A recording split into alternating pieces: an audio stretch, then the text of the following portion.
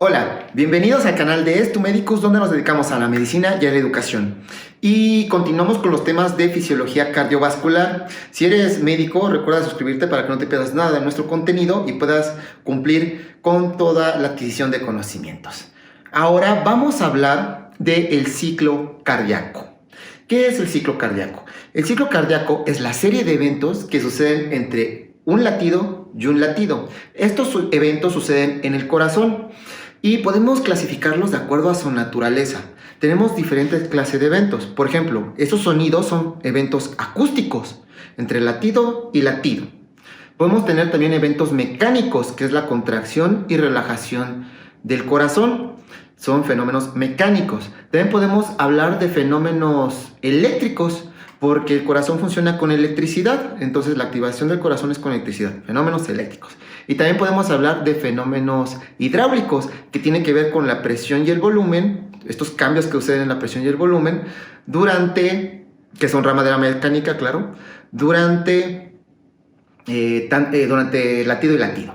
Muy bien, entonces hablamos de eventos mecánicos, hidráulicos, acústicos y eléctricos que suceden en el corazón entre latido y latido. Seguramente alguno de ustedes ha podido acercar su oído al corazón de alguien o al pecho de alguien, especialmente del lado izquierdo, y escuchan este sonido: tuk-tac, tuk-tac, tuk-tac. Bueno, pues esos son los latidos: tuk-tac, tuk-tac, tuk-tac, tuk-tac. Y se dan cuenta, cada latido tiene dos sonidos. Ese tuk, que es más... Ahorita ignoren todo esto. Vamos a centrarnos en esta parte de arriba. Ese primer sonido, que suena un poco más sordo, vamos a llamarlo primer ruido del latido. Y el segundo ruido, vamos a llamarlo S2 del latido. El S1 es producido por el cierre de unas válvulas que comunican aurículas y ventrículos. Vamos a llamarlas válvulas auriculoventriculares. Y si ustedes ya conocen un poco de anatomía, sabrán que esas válvulas corresponden a la válvula tricuspidia del corazón derecho y la válvula mitral del corazón izquierdo. Al cerrarse estas válvulas, se tensan las cuerdas tendinosas y se tensan en sí mismas las válvulas.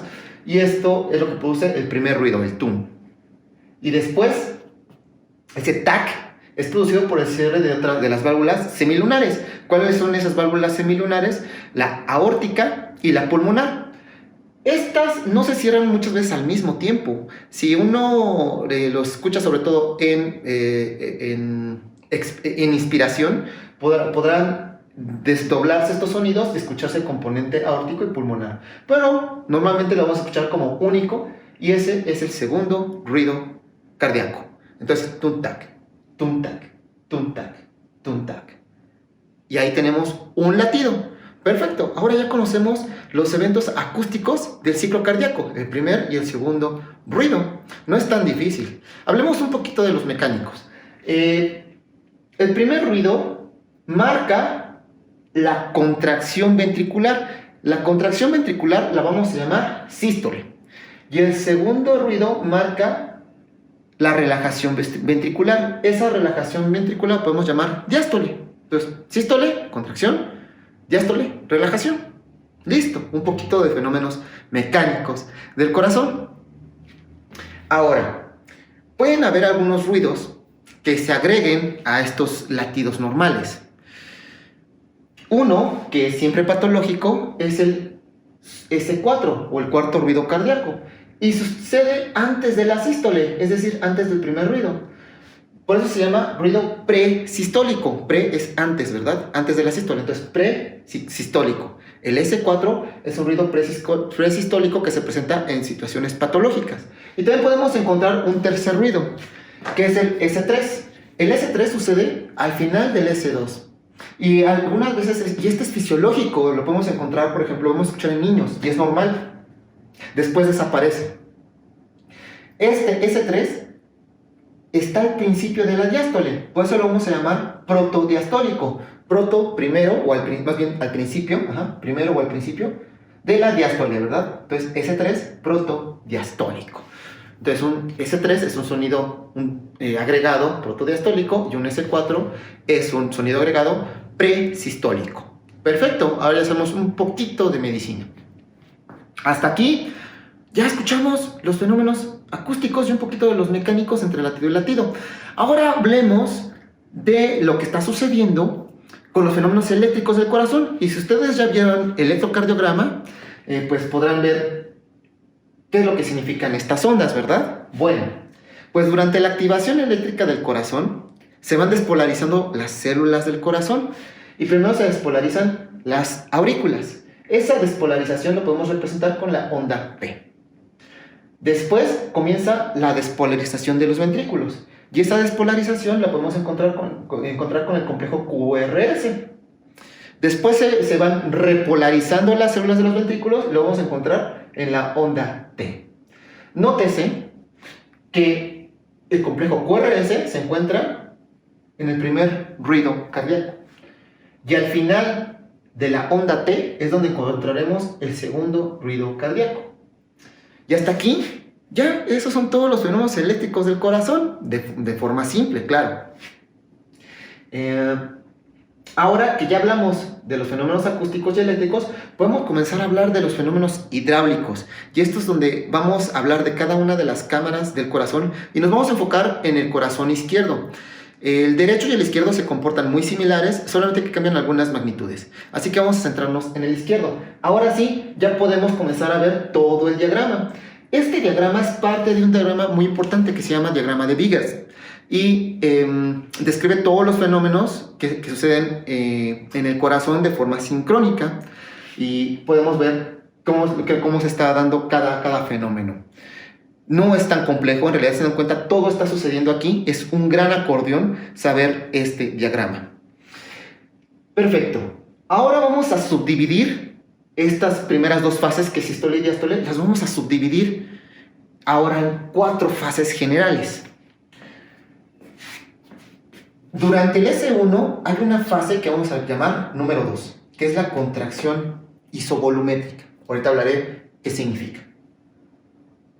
Y después del S1, seguimos en la sístole, encontraremos la eyección ventricular. En esta fase, que vamos a llamar 3, es donde sale la sangre del ventrículo. Después encontramos el S2. Ahí hay una fase que vamos a llamar 4, que es la relajación isovolumétrica. Y durante la diástole, que seguimos en diástole, vamos a tener el llenado ventricular. Entonces tenemos 4 fases, esta va a ser la 1. Cada una de estas 4 fases las podemos a su vez subdividir en sus fases. El llenado, que es donde vamos a iniciar, por eso es la fase 1, tiene el rápido, lento y la contracción auricular. Esas son las 3 subfases del llenado, o la fase 1. La contracción isovolumétrica, al ser tan pequeña, pues no es tan necesaria subdividirla. La otra que hay que subdividir es la fase 3, que es la eyección ventricular. La podemos subdividir en eyección ventricular rápida y lenta, y esto depende de esta curva. Así de sencillo. Ahorita hablaré de qué significa esta curva. Y la eyección isovolumétrica, que es la fase 4, la verdad no se subdivide normalmente, ¿no? Al menos con los fines de fisiología. Tal vez con cardiología sea otra historia. Bueno, hasta aquí, estas curvas corresponden a 3 cámaras del corazón. Esta línea verde corresponde a la presión, todas estas hablan de presión, corresponde a la presión auricular. Esta línea azul corresponde a la presión ventricular y esta línea roja corresponde a la presión aórtica. Recordemos que les había hablado del corazón izquierdo y del corazón izquierdo donde sale la aorta. Muy bien. Estos son los cambios de presión. Todavía no estoy agregando los de volumen. Primero hablemos de los de presión. Ya hablamos de las fases del ciclo cardíaco y de sus subfases. ¿Qué es lo que sucede cuando está esta despolarización auricular? Pues después de un evento eléctrico es donde viene el fenómeno mecánico y comienzan a contraerse las aurículas. Esa contracción auricular hace un aumento de presión, tanto en la auricular como en el ventrículo. ¿Y por qué aumenta también el ventrículo? Porque en este momento, al final de la diástole, las válvulas auriculoventriculares, en concreto la mitral, está abierta y comunicada con la aurícula. Entonces, estas dos cámaras están comunicadas. Recordemos que el flujo sucede por los cambios de presión. Una vez que termina la contracción auricular, comienza la contracción ventricular. Si se dan cuenta, por la anatomía de las valvas, no permite que el flujo vaya hacia el otro lado, el flujo de sangre. Entonces, al aumentar la presión del ventrículo, se cierra la válvula auriculoventricular. Ese cierre de valva hace el S1, el primer ruido cardíaco. Durante un pequeño momento, están tanto la válvula auriculoventricular como la aórtica están cerradas, y ahí se está contrayendo el ventrículo. Esa contracción, donde no está habiendo cambios de volumen, aumenta muchísimo la presión, a tal grado que el ventrículo llega a vencer la presión de la aorta. Y al vencer la presión de la aorta, se abren las válvulas, la válvula semilunar aórtica. Se abre, ¡pum!, y comienza a salir la sangre del ventrículo. Ya comenzamos con la fase de eyección ventricular, y al principio es rápida. Va disminuyendo la presión y ya entramos a la eyección ventricular lenta. Sigue saliendo la sangre. Llega un punto en el que la presión ventricular, al vaciar su volumen, se baja tanto su presión que llega a ser menor que la aorta. Una vez que disminuye la presión ventricular más que la de la aorta, la válvula aórtica se cierra. Y al cerrarse, hay un pequeño retroceso de sangre aquí, en esta parte de la válvula, y produce esta onda que se llama onda dícrota. Es muy importante esta onda en la circulación coronaria. Se cierra la válvula aórtica y siguen cerradas las la válvula mitral. Durante ese momento está relajándose el ventrículo, ya estamos hablando de la diástole, y cuando hubo cierre de la válvula aórtica fue el S2. Entonces comienza a relajarse el ventrículo con las dos valvas cerradas, no hay cambio de volumen, y esta relajación por eso se llama isovolumétrica. Iso significa mismo volumen, iso, mismo. Entonces, relajación isovolumétrica, pues comienza a relajarse el ventrículo sin cambios en el volumen y va disminuyendo su presión a tal grado de que la presión ventricular es menor que la presión auricular.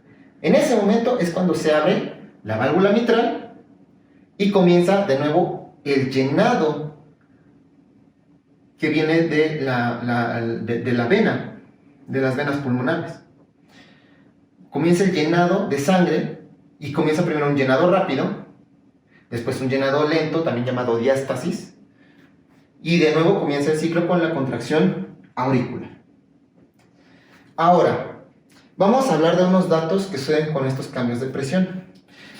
Estas curvas que suceden en los cambios de presión de la aurícula reciben un nombre. La curva A corresponde a la contracción auricular. La curva C sucede porque al cerrarse las válvulas AB y contraerse el ventrículo hay un pequeño bombamiento. Y ese pequeño bombamiento aumenta relativamente la presión auricular. Y la onda B, que esta se produce por el retorno de la sangre por medio de las venas. Entonces aquí ya se comienza a llenar la aurícula de sangre. Y eso es lo que produce la onda V. Estas se ven reflejadas en los pulsos venosos y los pulsos yugulares que se utilizaban antes para el diagnóstico. Ahora, si se dan cuenta, tenemos una magnitud aquí que estoy mencionando, que son 80 milímetros de mercurio y 120 milímetros de mercurio. Estas son las presiones aórticas. La presión aórtica mínima es de 80 milímetros de mercurio y es donde comienza la eyección, o sea, comienza a llenarse de sangre. Y la máxima es de 120 milímetros de mercurio. Si se dan cuenta, estas presiones corresponden a la presión arterial sistémica. De aquí viene la presión arterial sistémica y sus valores normales son 120-80, y esto nos sirve para diagnosticar, por ejemplo, hipertensión cuando tomamos la presión arterial sistémica. Si se dan cuenta, estamos viendo ya una aplicación clínica del ciclo cardíaco. Muy bien, hasta aquí hemos hablado de los cambios de la presión. Ahora hablaré del volumen. Voy a escribir la parte del volumen en este lugar. Y solamente me faltaba hablar del volumen. Esta curva corresponde al volumen en el ventrículo izquierdo. Estos cambios de volumen respecto al ciclo cardíaco. Y vamos a describirlo. Al final de la diástole tenemos la contracción auricular. Entonces la contracción auricular aumenta el volumen en el ventrículo izquierdo. ¿Qué tanto lo aumenta? Aproximadamente el 20% del gasto cardíaco. Y esto es muy importante. ¿Por qué? Porque en condiciones patológicas ese 20% permite satisfacer las necesidades del organismo, o bien también en el ejercicio, incluso puede incrementar hasta el 40% del gasto cardíaco. Entonces, esa contracción auricular no es tan despreciable. Sirve. Se da la contracción auricular, aumenta el volumen y llega a un máximo de volumen al final de la diástole. Ese volumen se va a llamar volumen telediastólico. Es el volumen al final de la diástole. ¿Cuánto es el volumen? 120 mililitros aproximadamente. Se da la contracción ventricular y se da la eyección ventricular y sale el volumen por la aorta. Y queda con un volumen mínimo al final de la sístole. Ese volumen al final de la sístole se denomina volumen telesistólico. ¿Y ese volumen cuánto es? Aproximadamente 50 mililitros. Se da la relajación, se abre la válvula auriculoventricular y comienza el llenado rápido, llenado lento y de nuevo vamos a la contracción auricular. Muy bien. Entonces, esto es lo que nos quedaba pendiente del volumen. Llega un máximo de 120 y queda un residual de 50 mililitros. Es decir que la diferencia es lo que salió de volumen de eyección, o sea, aproximadamente unos 70 mililitros. Perfecto. Ese volumen de eyección entre el total que quedaba es lo que nosotros vamos a llamar fracción de eyección del ventrículo izquierdo y lo podemos medir en porcentaje. Esto es mejor utilizar en porcentaje. Y este valor debe ser arriba del 50%. Y es muy importante porque nos permite diagnosticar un subtipo de insuficiencia cardíaca, que es la insuficiencia cardíaca con la fracción de eyección del ventrículo izquierdo reducido. Perfecto, entonces aquí estamos viendo otra aplicación clínica del diagrama de Biget y el ciclo cardíaco. Si te ha gustado el video, recuerda darle like, suscribirte para que no te pierdas nada de nuestro contenido, compártelo con tus compañeros de clase para que les ayudes a estudiar el tema y deja tus dudas en los comentarios para que te las pueda responder. Nos vemos hasta el siguiente video. Tschüss.